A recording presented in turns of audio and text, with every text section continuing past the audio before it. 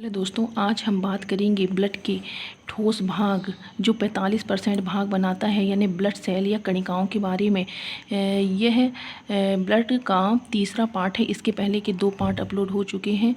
ये blood cell जो होती 3 भागों में बटी होती है। आरबीसी, डब्ल्यूबीसी ब्लड प्लेटलेट्स या रक्त बिंबाणु। आरबीसी को लाल रक्त कणिकाएँ कहते हैं, डब्ल्यूबीसी को श्वेत रक्त कणिकाएँ कहते हैं। और ये प्लेटलेट्स तो आप जानते ही हैं, डेंगू बीमारी में इनकी संख्या कम हो जाती है।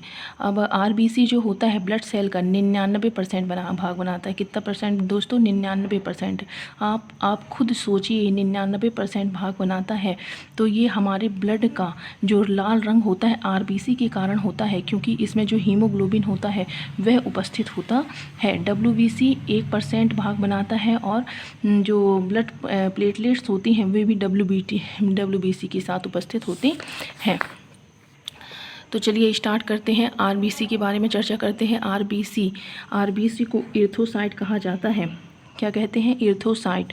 इसकी खोज किसने की थी? एंटोनी वॉन लीeuwenhoek ने की थी। और संख्या की यदि बात करें तो मेल और फीमेल दोनों में अलग अलग होती है। मेल में इसकी संख्या 5.5 मिलियन होती है। किस में होती है? 100 ml HB यानी 100 ml हीमोग्लोबिन में 5.5 मिलियन होती है। फीमेल में इसकी संख्या 4 से 4.5 मिलियन होती है 100 ml HB हीमोग्लोबिन में।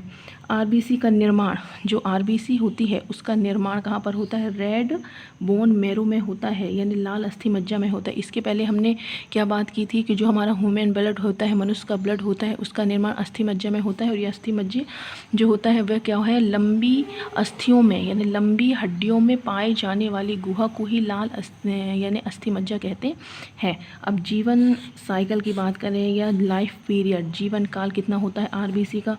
तो 120 दिन का होता है। जी हाँ, जो हमारी आरबीसी होती है वे ब्लड में बनती रहती है, नष्ट होती रहती है। यानी बनती कहाँ पर? अस्थि मज्जा, और नष्ट होती है। तो इसका जो जीवन काल होता है तो वो कितना होता है? 120 दिन का होता है। और मृत्यु, डेथ कहाँ होती है? जिसकी डेथ होती है वह लीवर में और स्प्लीन में होती है। किसमें होती है दोस्तों? लीवर में और स्प्लीन में होती है। लीवर को यकृत कहते हैं जिसमें इस लाल रक्त कणिकाओं की मात्रा जो होती है बहुत कम होती है। यानी जो लाल रक्त कणिकाएं जब मरती हैं तो लीवर में बहुत कम मरती हैं। और जो प्लीहा होती है, प्लीहा को तिल्ली भी कहते हैं, स्प्लीन भी कहते हैं। तो याद रखिएगा, स्प्लीन, तिल्ली, प्लीहा। तो इसमें जो लाल रक्त कणिकाओं की मृत्यु होती है वह बहुत ज़्यादा होती है। लीवर और स्प्लीन को आरबीसी का कब्रिस्तान कहते हैं। क्या कहते हैं? कब्रिस्तान कहते हैं, क्योंकि यहाँ पर ये इनकी मृत्यु होती है। और बनती कहाँ पर है ये भी याद रखिएगा, बनती लाल अस्थि मज्जा में है और मृत्यु कहाँ होती है? स्प्लीन और लीवर में होती है। बहुत सी बुक में केवल स्प्लीन का नाम होता है और वो इसलिए है क्योंकि यहाँ पर सबसे ज़्यादा संख्या में मरती हैं। लेकिन आपको याद रखना है कि लीवर में भी इसकी मृत्यु होती है और स्प्लीन में भी इसकी मृत्यु होती है। अब पुनः निर्माण, आरबीसी का पुनः निर्माण भी होता है। तो पुनः निर्माण कहाँ पर होगा? रीजनरेशन कहाँ पर होगा? प्लीहा में ही होगी। तो एक चीज़ आप याद रखिएगा, जिस चीज़ की मृत्यु जहाँ पर होगी वहीं पर उसका निर्माण होगा। तो आरबीसी की मृत्यु कहाँ हो रही थी? प्लीहा, स्प्लीन में हो रही थी या तिल्ली में हो रही थी, तो उसका निर्माण भी या रीजनरेशन कहाँ पर होगा? प्लीहा में होगा। Blood bank of human body. अब यहाँ पर देखिए एक पॉइंट लिखा हुआ है, blood bank of human body, यानी मनुष्य के शरीर का ब्लड बैंक किसे कहा जाता है? वो भी प्लीहा को कहा जाता है। और कब्रिस्तान भी किसे कहते हैं? प्लीहा को कहते हैं। हमारे बॉडी की मेन सेल कौन होती है? आरबीसी होती है। यदि पूछ लिया जाए कि हमारे शरीर की जो मेन सेल है वो क्या है? आरबीसी है। और दोस्तों क्यों आरबीसी है? क्योंकि यह 99% भाग बनाती है। कितना परसेंट भाग बनाती है? 99% ब्लड का भाग बनाती है। इसलिए हमारे शरीर की हमारी कोशिका, शरीर की मेन कोशिका है। यह छोटी कोशिका है क्योंकि संख्या में अधिक होती है। अब देखिए एक चीज़, जो संख्या में अधिक होगी उसका आकार कैसा होगा? छोटा होगा। तो हमारी आरबीसी कैसी होती है? छोटी होती है, लेकिन संख्या में बहुत ज़्यादा है। ये भी याद रखिएगा ज़रूर से। आगे देखिए आकार, इसका आकार कैसा होता है? यानी हमारी आरबीसी का आकार कैसा होता है? शेप, तो ये डंबल के आकार का होता है, द्विअवतलाकार होता है, अंडाकार होता है। ठीक है। कार की बात करें तो कार क्या आकार करता है? जो हमारा आरबीसी है, आरबीसी ट्रांसपोर्टेशन ऑफ गैसेस, यानी यह O2 का भी ट्रांसफ़र करता है और कार्बन डाइऑक्साइड का भी ट्रांसफ़र करता है। तो ये ऑक्सीजन का कितने % ट्रांसफ़र करता है? 100%। और कार्बन डाइऑक्साइड का 45% ट्रांसफ़र करता है। तभी तो हम ऑक्सीजन लेते हैं, कार्बन डाइऑक्साइड छोड़ते हैं। और RBC यानी स्तनधारियाँ, देखिए स्तनधारी की जो RBC होती है केंद्रक नहीं होता है, लेकिन लामा और ऊँट में केंद्रक वाली RBC होती है। तो ये आप इन दोनों को नोट कर लीजिएगा, ये क्या है? अपवाद है। क्या है ये? अपवाद है। ठीक, नोट। संसार में सबसे बड़ी RBC, ये कुछ चीज़ें याद रखिएगा। संसार में सबसे बड़ी RBC किसकी है? एम्फीबियंस की है, और एम्फीबियंस में एम्फीयूमा की है। किसकी है? एम्फीयूमा की है। संसार में सबसे छोटी RBC, अब संसार में सबसे छोटी RBC तो स्तनधारी की है, मस्क डियर की है। मस्क डियर, इसको क्या कहते हैं? हिरण कहते हैं। ठीक है। मैमल्स में सबसे बड़ी RBC, मैमल्स में सबसे बड़ी RBC किसकी है? हाथी की है। तो मैमल्स को क्या कहते हैं? मैमल्स को स्तनधारी कहते हैं। मैमल्स को स्तनधारी कहते हैं। अब देखिए फंक्शन की बात करें, RBC के फंक्शन, तो RBC के फंक्शन क्या क्या होते हैं? ऑक्सीजन का भी ट्रांसफ़र करती है और कार्बन डाइऑक्साइड का भी ट्रांसफ़र करती है। ठीक है। तो यदि हमारे शरीर में क्या है? रक्त में हीमोग्लोबिन है, तो हीमोग्लोबिन से ऑक्सीजन मिलकर HbO2 यानी ऑक्सी हीमोग्लोबिन का निर्माण करती है। क्या बनाती है? ऑक्सी हीमोग्लोबिन का निर्माण करती है।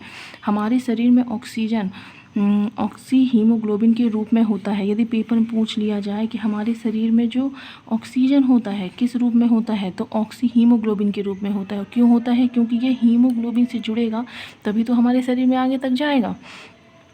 तो शरीर में कैसा होता है? ऑक्सी हीमोग्लोबिन के रूप में होता है। जब हीमोग्लोबिन किसी सेल के पास जाए तो O2 लेकर जाएगा, और जब आएगा तो कार्बन डाइऑक्साइड लेकर आएगा। ये भी याद रखिएगा, क्योंकि हमारा जो ब्लड है, ब्लड क्या कर रहा है? ऑक्सीजन का परिवहन कर रहा है। तो ये ऑक्सीजन को लेकर तो जाएगा कहाँ तक? किसी भी सेल के पास। और जब मेटाबॉलिज्म में क्रिया हो जाएगी तो क्या बनेगा? Carbon dioxide. तो कार्बन डाइऑक्साइड को लेकर आएगा। इस प्रकार ये दोनों चीज़ का परिवहन करता है। नोट देखिए, नोट। हीमोग्लोबिन जो होता है 100% ऑक्सीजन का परिवहन करता है और 75% कार्बन डाइऑक्साइड का परिवहन करता है। और शरीर में जल से जुड़कर, और ये जो 75% कार्बन डाइऑक्साइड है वह क्या करता है? 25% कार्बन डाइऑक्साइड H2O से जुड़कर क्या बनाता है? H2CO3 यानी कार्बनिक एसिड बनाता है। ये सब चीज़ें दोस्तों आप याद रखिएगा, और जल्दी जल्दी मैं पढ़ा रही हूँ इसलिए आप पॉज कर करके प्लीज़ देख लीजिएगा। RBC की संख्या, यदि हम बात करें RBC की संख्या कि RBC की संख्या ज़्यादा हो जाए तो क्या होता है? तो RBC की संख्या यदि हमारी बॉडी में कितनी हो जाए? ज़्यादा हो जाती है तो क्या होता है? रोग ही होंगे। तो कौन सा रोग होगा ये भी देख लीजिए। पॉलीसाइथीनिया स्टेज होती है। पॉलीसाइथीनिया स्टेज होती है। ये पॉलीसाइथीनिया स्टेज क्या होती है? RBC की संख्या जब हमारे बॉडी में ज़्यादा हो जाए तो उससे क्या होता है? ब्लैक स्पॉट स्किन में बन जाते हैं, यानी हमारी जो त्वचा है उस पर काले रंग के स्पॉट बन जाते हैं, धब्बे बन जाते हैं। RBC का आकार बदल जाना, यदि RBC का आकार बदल जाता है तो सिकल सेल एनीमिया होती है, और यह एक अनुवांशिक बीमारी है। और इसमें RBC का आकार कैसा होता है? हंसिए के आकार का हो जाता है। जबकि हमने कैसे बात की कि RBC जो होता है वह द्विअवतलाकार होता है, अंडाकार होगा, ये डंबल शेप होगा। लेकिन यदि किसी व्यक्ति के रक्त में RBC ज़्यादा हो जाती है तो उसकी RBC का आकार कैसे हो जाता है? हंसिए के आकार का हो जाता है। ठीक है, हंसिए के आकार का हो जाता है। अब देखिए RBC की कमी से, RBC की ज़्यादा से बीमारी हमने पढ़ लिया कि पॉलीसाइथीमिया, और इसका आकार बदल जाने से सिकल सेल एनीमिया होता है। लेकिन यदि हम RBC की कमी की बात करें, RBC की कमी से क्या होता है? तो एरिथ्रोसाइटोपीनिया स्टेज होती है। एरिथ्रोसाइटोपीनिया जिसमें RBC की कमी होती है, और एनीमिया रक्तक्षीणता खून की कमी भी हो जाती है। ठीक है, RBC की कमी से एरिथ्रोसाइटोपीनिया स्टेज होती है जिसमें RBC की कमी हो जाती है। एनीमिया रक्तक्षीणता खून की कमी हो जाना, यह सब RBC की कमी से होता है। यानी हमारी बॉडी में RBC की मात्रा निश्चित होनी चाहिए। कम में से भी रोग होता है और ज़्यादा से भी रोग होते हैं। अब चलिए अपन बात करते हैं WBC के बारे में। WBC ये भी रक्त कणिकाओं की ये दूसरी कोशिका होती है जो हमारे ब्लड का 1% भाग बनाती है। ये याद रखिएगा, हमारे ब्लड का 1% भाग बनाती है। ठीक है, अब देखिए फंक्शन में देख लीजिए फॉर्मेशन।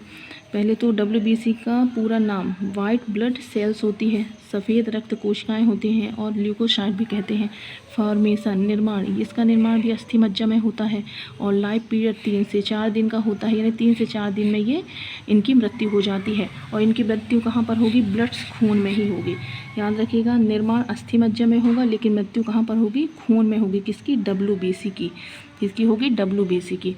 आगे देखिए, पुनः निर्माण ब्लड में होता है। ठीक है, पुनः निर्माण ब्लड में होता है। हमने पहले बताया था कि जहाँ पर जिसकी मृत्यु होगी वहाँ पर ही उसका निर्माण होगा। तो इसकी मृत्यु कहाँ पर हो रही थी? खून में, तो इसका पुनर्निर्माण कहाँ होगा? ब्लड में ही होगा। और संख्या की बात करें तो ये 8000 से 10,000 100 ml HB, यानी हमारे ब्लड में जो हीमोग्लोबिन है उसमें 8000 से 10,000 WBC पाई जाती है। आकार जो होता है अनियमित होता है, अमीबा की जैसे होता है। अब अमीबा की जैसे अनियमित कैसे कह दिए? यानी जो इसका आकार होता है किसी भी शेप में होगा, किसी भी शेप में इसका आकार होगा, इसलिए इसको अनियमित कहते हैं या अमीबा जैसा कहते हैं। फंक्शन देख लीजिए, इनका कार्य संक्रमण को मारना, प्रतिरक्षा तंत्र को मजबूत करती है। यानी हमारे शरीर में जब कोई संक्रमण आता है, संक्रमण प्रवेश करता है तो यह उसे पहचान कर तुरंत उस पर आक्रमण करती है और उसे नष्ट करने का कार्य करती है और हम प्रतिरक्षा तंत्र को मजबूत बनाती है। इनको फाइटर सेल भी कहते हैं। फाइटर सेल क्यों कहते हैं? क्योंकि ये रोगों से लड़ने का कार्य करती है। बॉडीगार्ड सोल्जर सेल भी कहा जाता है। इसके अलावा इन्हें बॉडीगार्ड सोल्जर सेल कहा जाता है क्योंकि हमारी बॉडी की रक्षा करती है। यहाँ पर देख लीजिए नोट में RBC और WBC। RBC 600:1 होती है। दोस्तों यहाँ पर हमारा WBC ख़त्म हुआ। अगले पार्ट में हम रक्त कणिकाओं के तीसरे पार्ट रक्त बिंबाणु या प्लेटलेट्स के बारे में चर्चा करेंगे। यदि ऐसी जानकारी आपको प्राप्त करना है तो आप मेरे चैनल को ज़रूर रूप से